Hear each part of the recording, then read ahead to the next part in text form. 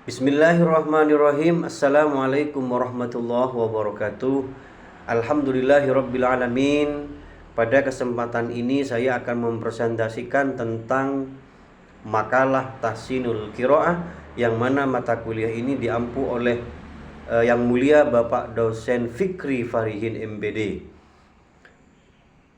Pada kesempatan ini kami akan mempresentasikan tentang makalah Tahsinul Qiraah. Sebelum itu kami akan membahas tentang apa itu yang disebut dengan ibtida. Ibtida di sini berarti secara bahasa artinya mempunyai akar kata dari kalimat bada'ah, yang berarti memulai sesuatu. Dalam redaksi lain disebutkan bahwa ibtida ialah memulai sesuatu.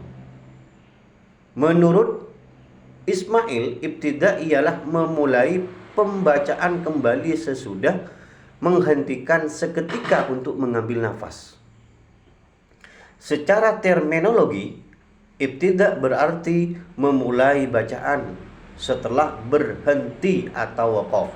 Menurut ulama Qurra, ibtida ialah memulai membaca Al-Quran, baik memulai dari awal maupun meneruskan bacaan yang semula dihentikan. Maka dari beberapa definisi yang sudah saya sampaikan, baik dari bahasa maupun istilah tentang ibtida, dapat disimpulkan bahwa ibtida adalah permulaan bacaan setelah waqaf. Dengan demikian, ibtida merupakan kajian ilmu tajwid yang sangat penting.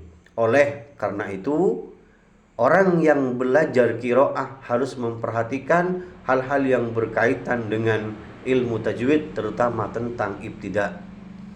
Ibtida menurut para ulama ahli pembaca Al-Quran adalah memulai kembali untuk melanjutkan bacaan Al-Quran setelah berhenti atau memutusnya. Jika harus memulai setelah memutus bacaan Al-Quran, seorang pembaca Al-Quran harus memulainya dengan membaca ta'awudz, yaitu a'udzubillahi minasyaitonirrajim. Kemudian bismillahirrahmanirrahim jika ibtidanya di awal surah.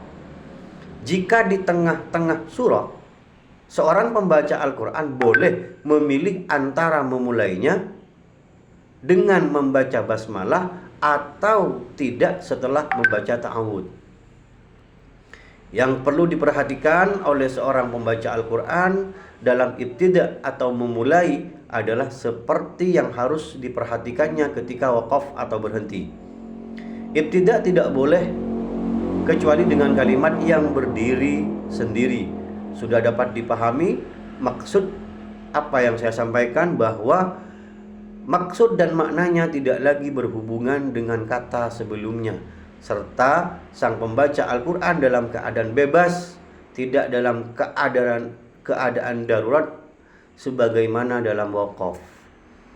Seorang pembaca Al-Quran tidak diperbolehkan, yang pertama, mengawali bacaan pada fa'il dengan meninggalkan atau tidak membaca fi'ilnya. Yang kedua, mengawali membaca musyar ilaih dengan meninggalkan isim isyarahnya. Yang ketiga, membaca khabar dengan meninggalkan mubtada'nya. Yang keempat, membaca hal dengan meninggalkan sahibul halnya. Yang kelima, membaca maktuf alaih dengan meninggalkan maktufnya. Dan yang keenam, meninggalkan satu dari dua kata yang berhubungan. Pengecualian dari semua itu adalah jika ibtida berada di permulaan ayat. Jika demikian, boleh membuat ibtida dengan alasan yang telah dijelaskan pada sebelumnya. Jenis-jenis ibtida. Ada beberapa jenis ibtida. Yang pertama, ibtida tam. Yang kedua, ibtida khafi. yang ketiga ibtida' hasan, yang keempat ibtida' qabih. Mengapa ibtida' penting? Karena menjaga makna ayat. Ibtida' yang tepat akan membuat bacaan Al-Quran menjadi lebih fasih dan tidak menyimpang dari makna aslinya. Terima kasih. Kurang lebihnya mohon maaf. Saya akhiri. Assalamualaikum warahmatullahi wabarakatuh.